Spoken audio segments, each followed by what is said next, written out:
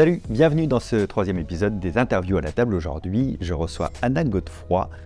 On a l'impression d'être un vieil animateur, mais comment je parle. Anna Godefroy, je l'ai invitée parce qu'elle est hypermnésique et c'est une particularité du cerveau, de la mémoire en l'occurrence, qui est très rare, dont on n'a pas beaucoup l'occasion de parler. Il y a beaucoup d'idées reçues sur l'hypermnésie. On ne va pas faire le tour de ce syndrome-là, de l'hypermnésie, parce qu'on n'est pas spécialiste du sujet. Par contre, elle est spécialiste d'elle-même. Et donc, ça va être intéressant de savoir comment elle pense ça, comment elle ressent ça, comment elle vit ça.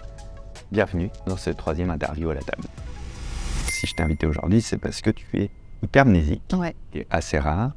D'ailleurs, on va en parler, mais le but de ces interviews, c'est de savoir aussi comment tu penses les choses, comment tu ressens les choses, tu vois, au-delà que de traiter de l'hypermnésie. D'ailleurs, on va même pas parler vraiment de l'hypermnésie, on va parler de ton hypermnésie à toi, ce qui est sûrement un peu différent. Je le disais en off, il y a sûrement des degrés là-dedans, etc. Et on ne veut pas que tu sois porte-parole de l'hypermnésie en France, c'est pas le but du jeu. Vaut mieux pas. Tu vois, mais c'est trop tard.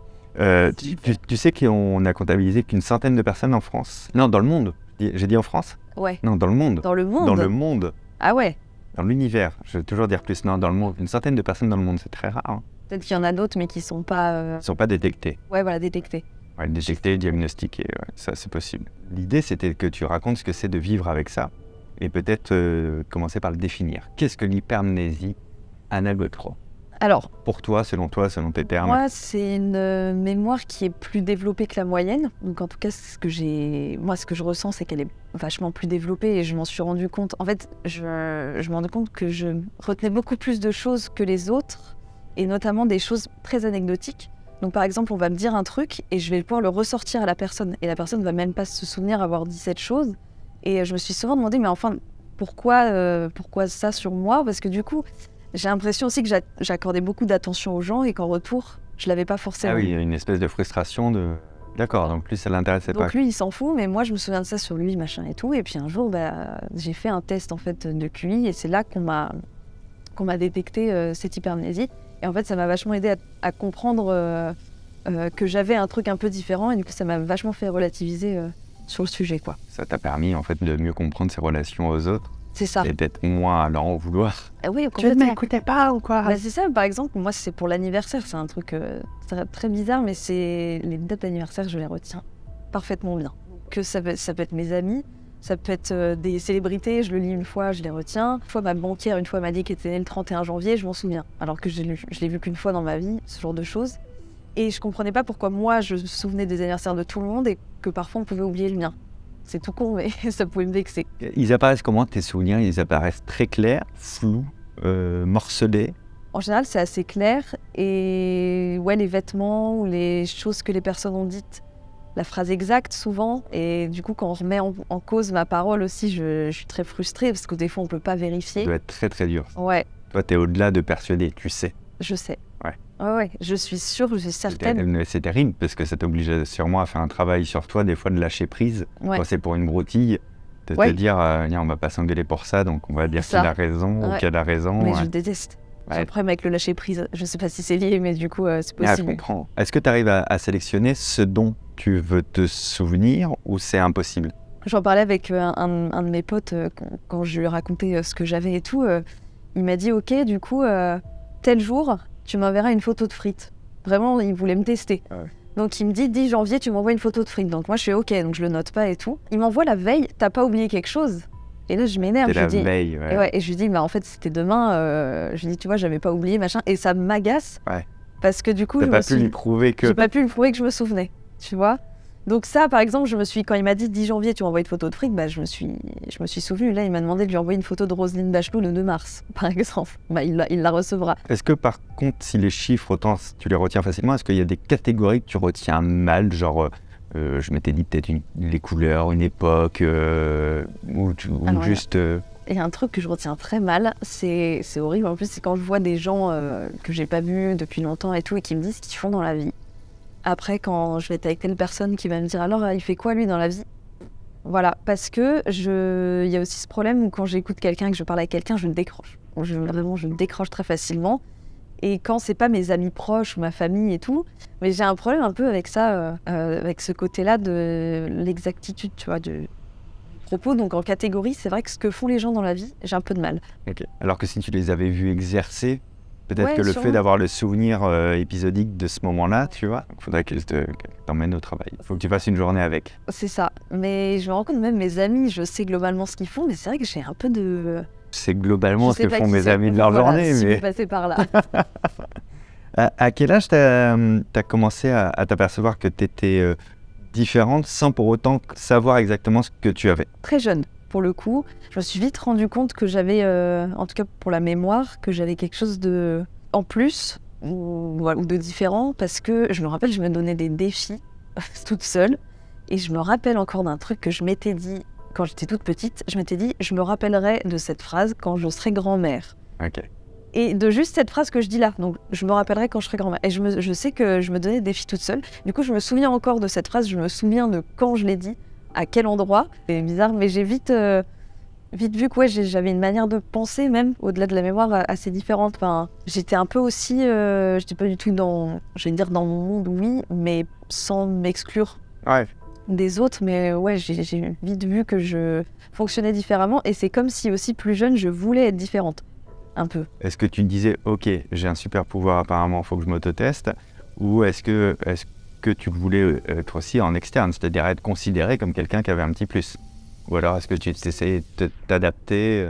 Oh, je pense que c'était un peu les deux, ouais. Mais j'ai vite, ouais, je sentis qu'il y a un truc qui fonctionnait un peu différemment chez moi, sans non plus être complètement à côté de la plaque. Et moi, j'ai toujours été plutôt bien intégrée et tout. Mais ouais, je pense que c'est un petit mix des deux, tu vois.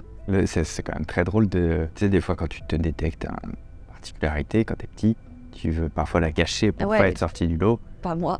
Toi, tu t'es dit, ok, et là t'as appris que tu faisais partie des 100 hypermnésiques du monde, Ouais, après, je pense que ça m'étonne, c'est peu, quoi. que tu vas essayer d'éliminer les 99 autres pour être la seule. Parce que je pense qu'il y a des gens qui sont hypermnésiques, déjà qui ne le savent pas. Et tu le disais, il y a plusieurs types, c'est sûr. Et il y en a, on retient vraiment tous les jours de notre vie. Et moi, je suis pas du tout à ce niveau-là, quoi. Oui, c'est un trouble qui est même considéré à un certain stade comme une maladie. Ouais. Parce que ça devient une incapacité d'oubli qui est terrifiante et qui te fait tourner en boucle. Mais ça on y reviendra d'ailleurs sur voir comment ça fonctionne et comment toi tu l'appréhendes, comment tu le ressens. C'était quoi au moment où toi tu te dis, ok, je suis un Superman de la mémoire apparemment, je me souviendrai de m'être dit ça quand je serai grand-mère, mais en même temps, qu'est-ce que tu penses de la mémoire des autres à ce moment-là? Est-ce que tu te dis, ils ont une mémoire normale? Est-ce que tu te dis, pauvre d'eux? Et Tu vois, est-ce que tu les juges? Est-ce que... Pas du tout. En fait, avant d'être détectée, je me disais, ils sont pas attentifs à moi autant que je suis attentif à eux. Mais une fois que j'ai été détectée, j'ai compris que oui, ils avaient juste une mémoire normale et que moi, elle était un peu plus, je sais pas si je peux dire développée, mais un peu plus haute que... Notre fonctionnement, en tout cas. Voilà. Et donc, comme j'ai su qu'en fait, je vais pas dire que c'était moi le problème, mais que c'était moi qui avais une petite particularité, tout de suite, ça m'a un peu déjà aidé à relativiser. Et non, il n'y a aucun jugement. Je me dis juste, ils ont une mémoire normale. Moi, je le vis pas trop mal, mais des fois, c'est un peu chiant. Parce que beaucoup d'infos tout le temps, se souvenir de tout, enfin, c'est un peu lourd. Après, c'est pratique pour certaines choses, mais du coup, je me dis, tout le monde me dit, par exemple, ah, la chance. Et je leur dis souvent, attention, parce que c'est pas forcément que du plus. C'est pour ça que je parlais d'un trouble là. Tu vois, Ouais. on le considère plutôt comme un trouble que comme un bénéfice à la base. Ouais. Parce qu'effectivement, la particularité de l'hypermnésie, c'est pas de retenir plein de choses, parce que le cerveau est fait pour retenir en fait. Et donc il stocke l'information, mais il la déconnecte du système si elle n'est pas immédiatement utile ou qu'il la considère pas utile dans le temps. Et toi, tu as un manquement de ce niveau-là, donc c'est pas un truc en plus, effectivement c'est un manquement. Il fait que du coup, à l'inverse, ces informations vont te revenir sans avoir demandé la récupération de l'information. C'est ça. En fait, c'est pas tant effectivement se souvenir de tout, c'est surtout ne pas oublier. En fait, c'est un peu la différence. Il y avait un exercice qui était proposé aux hypermnésiques aussi de boucler sur une engueulade qu'ils avaient eue avec quelqu'un. Ils n'arrivaient pas à se rabibocher à cause d'une petite engueulade d'il y a 3 ans. On leur proposait de l'écrire sur un bout de papier, de le brûler pour déjà se symboliser en fait l'effacement et l'oubli, tu vois, pour envoyer des trucs.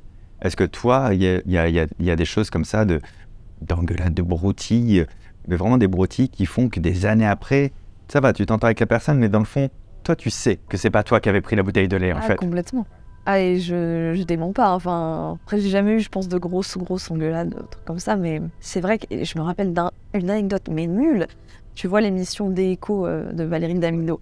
Un jour, je me suis rendu compte que dès écho, ça faisait d'amido et compagnie. Je m'en suis rendu compte toute seule. Et je le dis à ma sœur. Moi, je le découvre aujourd'hui, du coup. Voilà. C'est incroyable. C'est fantastique. Et je le dis à ma sœur. Et genre, on en reparle 15 jours après. Et elle me fait « Ah mais oui, mais c'est moi qui te l'ai dit. » Et là, je fais « Ah non, non, non. » Et j'ai maintenu vraiment du début à la fin. Je fais « Non, c'est moi qui te l'ai dit, machin, machin, machin. » Et les deux, on n'était pas d'accord. Sauf que moi, je savais. Je me souvenais du moment où je l'avais dit. Elle, là, aujourd'hui, tu peux être sûre qu'elle a complètement oublié cette anecdote. Parce que c'était vraiment quand c'était diffusé des échos. Donc, je sais pas, 2008 peut-être ou un truc comme ça. Mais c'est un exemple tout con pour te dire, tu vois, je m'en souviens encore aujourd'hui, quoi. Alors que c'est ridicule. Ouais, mais t'as pas le choix. Non, j'ai pas le choix. Mais c'est terrifiant parce qu'en plus, dans le fonctionnement naturel de la mémoire, donc pour les autres, on va dire, il y a la création de faux souvenirs. Et donc cette création-là, c'est ce qui s'est passé pour ta sœur. Elle s'est créé un faux souvenir dans sa tête dont elle va être intimement persuadée qu'il est vrai. Alors qu'au fond d'elle, elle sait qu'il lui manque l'avant, le milieu, après, qu'il est un peu bizarre ce souvenir. Ouais. Mais je l'ai vécu moi-même. J'ai vécu un faux souvenir qui est incroyablement dense. Et la seule manière d'admettre que c'est pas vrai, c'est parce que mon agenda me montre que j'étais pas à Paris au moment de ce souvenir-là. Et c'est un souvenir que je raconte comme si j'étais là. Hein. C'est fou. Et je sais que j'étais là. Mais en fait, dans le fond, si je le creuse un peu, je vois bien qu'il est un peu diffus, qu'il manque des éléments pour le comprendre. Et je pense qu'elle, c'est ça qu'elle a dû vivre. Par contre, ce qui est marrant, c'est que quand vous avez eu cette engueulade, elle savait pour ta mémoire. Non, elle savait pas. Elle savait parce pas que encore. moi, j'ai été détectée il y a pas si longtemps. C'était en octobre 2021. Ah oui, c'est extrêmement récent. C'est hyper récent. Non, elle savait pas. Mais par contre, ils ont toujours vu. Oui, ils ont toujours constaté. compris. Ma sœur, quand elle me demandait, ah, c'est quand déjà l'anniversaire de telle copine à ma sœur. Ouais. Ça, elle me dit, Aurélie, elle est le quand déjà, c'est le 10 ou le 11. Je fais, Aurélie, c'est le 10, puisque Marine, c'est le 11. Et c'est même pas C'est mes logique, copines. quand même. Je sais, ouais, c'est ça. Et je dis, c'est même pas mes copines. Donc, ils ont toujours vu, toujours su que j'avais une très bonne mémoire, mais on n'avait pas encore mis un mot dessus, quoi. Ça a vu le bloc-notes. Ouais, c'est ça. Ça te donnait des facilités à l'école ou aujourd'hui dans ton travail? Parce que je me dis que c'est pas si évident que, de se souvenir de plein de trucs du passé égale retenir ses cours d'un claquement de doigts ou ses chroniques d'un claquement de doigts. Bah non, c'est pas pareil. Tu vois, souvent, on me dit, quand je fais un peu de passage sur scène, on me dit, c'est facile pour toi de retenir ton texte. Et je dis, c'est pas la même chose, quoi. En plus, je raconte des histoires, mais comme je raconte des histoires qui me sont arrivées, mais je les écris, donc il faut que je mette les bonnes vannes au bon moment, donc c'est pas toujours facile. Il y a une fois où ça m'a vraiment aidé à l'école, c'est que j'étais au bac d'histoire. Et la veille de l'épreuve, je lis en fait dans le manuel un chapitre qu'on n'avait pas vu en cours et qui était susceptible de tomber au bac. Donc je me dis, je vais le lire. Je lis une fois la page, 2 fois, page quand même comme ça. Et puis le lendemain, c'était un croquis, une carte qu'il fallait faire. Et il fallait la remplir en fait. Et je me dis, mais attends, je vais pouvoir faire quand même un argumentaire à côté. Et j'ai fait toute une partie en fait, grâce à la page que j'avais lue la veille, que j'avais en tête. Je voyais la page dans ma tête. Donc ça m'a aidé cette fois-ci, parce que j'ai eu 18 au bac d'histoire, moi qui avais 6 toute l'année, 8. Après, pour les cours, j'étais pas une élève, j'étais assez moyenne, moi. Non, mais je pense que là, ça détruit aussi une idée reçue. Et c'est peut-être bien d'ailleurs que t'aies pas été diagnostiqué trop tôt, parce que peut-être qu'il y aurait eu des attentes par rapport à ça, tu vois, des petits qui se font détecter HPI, tu vois, et qu'après, on attend d'eux d'être intelligents. Ouais, c'est ça. T'es HPI, pourquoi t'as pas des bonnes notes, tu vois. Ils confondent scolaire et intelligence. Ouais. Tu as eu un rendez-vous avec un professionnel, en tout cas de santé, qui t'a diagnostiqué hypermnésique lors d'un test de QI. Avec quel âge? Parce qu'on ne s'est pas donné là. Du coup, j'avais 23 ans, parce que là, j'ai 25 ans. J'avais 23 ans, c'était le 22 octobre 2021. Du coup, tu vois, je me souviens de la date. Et c'était un test au départ de QI classique. J'ai fait ce test et en fait, quand elle m'a testé sur ma mémoire, elle était impressionnée, parce qu'en fait, elle m'a fait un test avec des chiffres. Où elle me donnait plein de suites de chiffres, il fallait donner dans l'autre sens, dans le machin et tout. Là, j'étais à 100%, quoi. Elle était impressionnée sur le moment. Ensuite, je sors pendant 15 minutes pour qu'elle fasse un peu le bilan, machin. Et quand elle m'explique le résultat, elle fait donc là, QI mémoire, vous avez genre 137 ou un truc comme ça, ce qui était très élevé, il me semble. Et du coup, elle m'explique que ça s'appelle une hypermnésie, parce que sans juste se baser là-dessus, mais je lui rajoute en fait tout ce que je ressens, tout ce que je t'ai expliqué, machin. Et elle me dit oui, c'est ça a priori, quoi. Et après, j'ai essayé de faire des recherches, mais il n'y a pas grand-chose, en fait. Non, parce que peu de cas. Bah ouais, c'est ça. C'est toujours la même chose. Peu de cas, peu d'intérêt à étudier le cas, du coup. Pharmaceutique, c'est encore pire. Il n'y a rien à traiter, il n'y a pas de médicaments à vendre, donc pas d'intérêt. Enfin, moi, par exemple, ça ne m'handicape pas. C'est un peu lourd, des fois. Et après, je veux pas m'inventer des problèmes non plus, tu vois, parce qu'il y a vraiment des trucs plus graves dans la vie. Mais c'est vrai que c'est un peu lourdingue des fois, parce que je vais envoyer un message à quelqu'un. Si la personne lit mon message et ne me répond pas déjà, ça c'est un autre problème, c'est que déjà je vais mal le prendre parce que je vais me dire j'ai un problème, tout ça. Et si je dois la recontacter d'ici 5 jours ou n'importe quoi, je vais me dire oui, mais en même temps, je lui ai envoyé tel message, elle a pas répondu, donc machin. Et en fait, je me souviens aussi des messages que j'ai envoyés aux gens. Enfin, tu vois, des choses comme ça. Et peut-être même de l'historique de elle, ça fait 3 fois qu'elle m'a pas répondu direct. Ouais, voilà, c'est ça. Ça, c'est catastrophique pour moi. Tu mets des points. Tu sais, le fait de digérer nos souvenirs, c'est ce qui permet aussi de temporiser les émotions. Les émotions, elles sont faites pour être vécues dans l'instant et pas 6 mois après, tu vois ce que je veux dire. Donc je pense que cette forme de sensibilité, c'est que tu revis en fait l'impact que ça t'a donné dans l'instant. Et ouais, c'est compliqué de le digérer. C'est un souvenir qui se digère pas, à la base, dans la mémoire, on appelle ça un trauma. Oui, c'est tu vrai. vois, donc c'est comme si tu avais plein de mini-traumas de vie, tu vois, que tu revivais perpétuellement, qui sont compliqués. Ouais, c'est ça, alors que bon, quand on dit trauma, en général, c'est quelque chose de vraiment lourd et tout. Moi, non, ça va, mais c'est vrai que si c'est tout con, mais tu repenses à un moment gênant d'il y a 10 ans, moi, je vais y repenser et je vais me ressentir comme je l'ai ressenti, alors que la personne l'a oublié. Ou alors, quelque chose d'un peu blessant qu'on m'a dit, machin. Je vais jamais oublier tout ça, moi. Donc, et ça m'arrive hyper souvent que des trucs vexants, on s'en est tous pris, machin, et les autres, ils vont dire « Oh, ça va, je rigole », ils passent à autre chose, et moi, ah bah non. Je retiens, du coup, je pense que ça m'apporte un peu de susceptibilité aussi, sûrement. Tout mélanger, c'est un peu chiant, quoi, parfois. Du coup, t'es rancunier. Oui et non, ça dépend. En fait, je crois que j'ai pas eu d'occasion de le vérifier, de vraie occasion, tu vois, genre un vrai drama et tout. On est tous capables de bien différencier, ne serait-ce que par la sensation, un souvenir récent, ancien, très ancien, ou même 2 souvenirs anciens. On n'a plus le contexte et pourtant on arrive à savoir si lui est avant lui, lui est avant lui. Est-ce que toi, tu as une notion d'instantanéité ? Est-ce que tes souvenirs sont tellement précis parfois que ce serait dur un petit peu de les dater si tu n'as pas de référentiel dans le souvenir pour le dater, tu vois ce que je veux dire ? Ah non, bizarrement, j'arrive très bien à dater mes souvenirs. Tu vois, exemple, il y a quelques jours, je parlais d'un moment. Alors, j'étais allée à New York et un ami à moi, il y était en même temps, mais on n'y était pas allés ensemble. Et on reparlait de ce jour-là et je lui ai dit, bam, c'était le 22 février 2022. Il dit, je me souviens même pas de la semaine où on est à New York, comment tu sais que c'est ce jour-là ? Et en fait, bizarrement, je me rappelle juste que c'était un mardi et je me rappelle qu'on était parti, que moi, mon avion était parti le 18. Donc j'ai fait le calcul, tu vois. Et je sais, en fait, c'est que des petits détails comme ça qui vont me permettre de resituer. T'as toujours un minimum de contexte. Ouais. La question que je me pose, c'est pourquoi, par exemple, je me souviens que c'était un mardi, tu vois. Parce que j'ai pas d'éléments qui me permettent de me dire, tiens, c'était un mardi. J'en ai aucune idée. Donc c'est ce genre de truc. Et par contre, super pratique, quand je veux montrer une photo à quelqu'un, tu sais exactement où elle est. C'est pratique. Ouais, je retiens les dates, les moments, ça. De toute façon, tout ce qui est chiffres et dates, ça c'est... C'est fatigant ? Cette partie-là, non, ça va.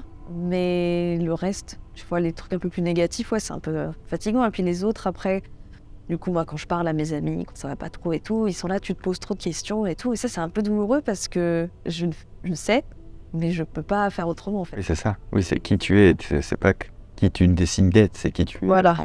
Et je trouve ça dur de dire que tu te poses trop de questions parce que, en fait, je sais et je peux pas l'arranger. Enfin, tu vois. C'est comme si je te disais, t'es encore là-dessus. Ouais, c'est ça. Ouais, mais j'ai pas le choix. Avoir été détecté, du coup, ça permet aux autres de le comprendre. Mais moi, il y a un truc, tu sais, je parle avec quelqu'un, je vais ressortir telle anecdote et ils vont me dire, mais t'es folle de retenir ça, machin. Ils disent ça comme ça pour rire. Ouais, mais ça peut être blessant. Bah ouais, parce que tout le monde te dit, t'es taré, t'es folle de retenir ça, machin et tout, c'est con. Mais l'autre fois, j'ai discuté avec quelqu'un, je dis, bah oui, c'est bientôt ton anniversaire. Elle fait, ah oui, c'est vrai que toi, tu retiens tout, t'es folle et tout. En fait, les gens, ils le prennent pour eux comme si j'avais un carnet où j'écrivais le prénom de chaque personne. Je leur accorde pas tant d'attention que ça, enfin... Ouais, c'est comme si tu demandais à quelqu'un de regarder un mot et de pas le lire. Ouais. C'est impossible. Bah, toi, c'est pareil, t'as une impossibilité de pas absorber cette information-là, quoi. Et du coup, maintenant, je n'ai pas le droit de louper un anniversaire, quoi. Ouais. Là, on sait que c'est parce que tu nous en veux de quelque chose qu'on a dit il y a 8 ans. C'est ça. Mais tu sais que le pire, c'est qu'en fait, genre, tu vas me dire, Jean Dujardin, je vais dire, oui, il est né le 19 juin, mais par contre, le 19 juin, je vais pas forcément me dire, ah, c'est l'anniv de Jean Dujardin. Ça dépend. Mais en vrai, si, quand même, mais c'est plus simple dans l'autre sens, tu vois. C'est plus si tu croises Jean Dujardin, par exemple, le 10 juin, tu vas dire, tiens, c'est bientôt son anniv à lui. Ouais. Et je lui dirai pas parce qu'il va avoir peur. Du coup, quand tu vis quelque chose, n'importe quelle émotion, n'importe quel moment, t'es dans l'instant présent, t'es en train de te projeter dans le futur ou t'es déjà en train de regarder ce qui va être du passé dans quelques secondes ? Bah, j'ai du mal à profiter de l'instant présent. Je pense au fait, quand je vis un bon moment, je pense au fait que c'est bientôt fini. Et je suis déjà triste. Non, mais c'est horrible, en vrai. C'est terrible. Par exemple, quand j'ai... Alors, je suis, tu l'as dit tout à l'heure, chroniqueuse chez RTL2. J'ai commencé en stage là-bas. J'ai commencé en août 2018 et dès octobre, alors que mon stage devait durer jusqu'à février 2019, dès octobre, c'est horrible, ça va se terminer. Alors il me restait 4 mois et j'étais déjà triste de quitter mon équipe, tout ça. Alors qu'au final, j'ai toujours pas quitté, donc faut que je me détende, quoi, tu vois. Mais c'est un bon exemple pour te dire que je suis dans l'instant. Ouais, en gros, au lieu de vraiment de profiter de l'instant, je me dis, ah, c'est bientôt fini, bientôt fini. Un memento mori très fort. Ouais, c'est ça. De savoir que ça va s'arrêter. Ouais. Ta mémoire à court terme, tu l'identifies ou pas? En temps normal, les choses passent par là avant d'être stockées ailleurs. Ouais. Et moi, je pense qu'il y a une petite déviation. C'est-à-dire que si je te donne le code de ma porte d'entrée, je pense que demain, si je te demande le code de ma porte d'entrée, il a tenu. Bah, si, tu vois, si je décide de le retenir. Oui, c'est ça. Si tu me dis, tiens, c'est important, ouais. En fait, tu vas accéder tout de suite aux mémoires à long terme, sans trop savoir pourquoi ni comment. Mais ça va pas... si je donne le code de porte d'entrée à quelqu'un, c'est sûr qu'il va le répéter en boucle parce qu'il il pressent que la durée de vie est de 5 secondes, quoi, tu vois. Mais ça, c'est incroyable. Moi, je le vois, j'ai des amis qui viennent chez moi, ça fait 3 ans qu'ils viennent. À chaque fois, ils me demandent mon code de porte, quoi. Oui, non, là, le tien, je vais le retenir, du coup. En fait, toi, tu peux décider de retenir une donnée facilement, ouais. Pour très longtemps. Ouais. Et c'est intéressant parce que je trouve que ça montre que les phrases qu'on envoie à l'inconscient, ça fait marcher la machinerie aussi. Tu vois, quand t'es petite et tu te dis... je me souviendrai de cette phrase quand je serai grand-mère, ben t'as envoyé le truc de « Ok, on fait ça ». Du coup, on l'extrait du court terme et on le met directement dans le long terme comme si on l'avait appris 1000 fois dans notre vie, quoi. C'est ça. Mais je sais pas pourquoi, je sais pas comment. Bien sûr, ouais. Est-ce qu'il y a des choses dont tu te souviens et que t'aimerais pouvoir oublier? Oui, ça, c'est sûr que c'est... Je sais pas pourquoi, des fois, j'y repense et je me mets dans le mal. Ou même un truc gênant que j'ai fait, tu vois, c'est horrible quand tu repenses à un truc gênant. Et que la personne en face a littéralement oublié. Et c'est donc des fois, tu te mets dans des étapes pas possibles, en fait, pour rien du tout. En fait, c'est pas tes souvenirs qui sont épuisants, c'est tes émotions.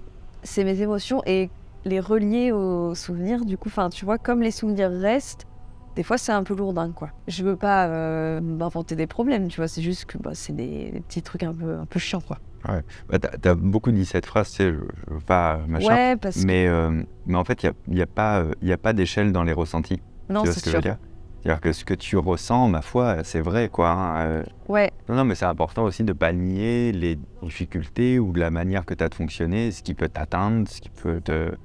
Et je pense qu'on a tous conscience que tu n'es pas en train de dire victimisez-moi. Non, pas du tout. J'ai pas une vie terrible. Ma vie est trop dure, mais par contre, je pense qu'à l'issue de cette interview qu'on aura fait, c'est quand même assez facile de se projeter à se dire d'un chaud si quand je repensais à ça, j'avais les mêmes émotions qu'au moment où j'y étais.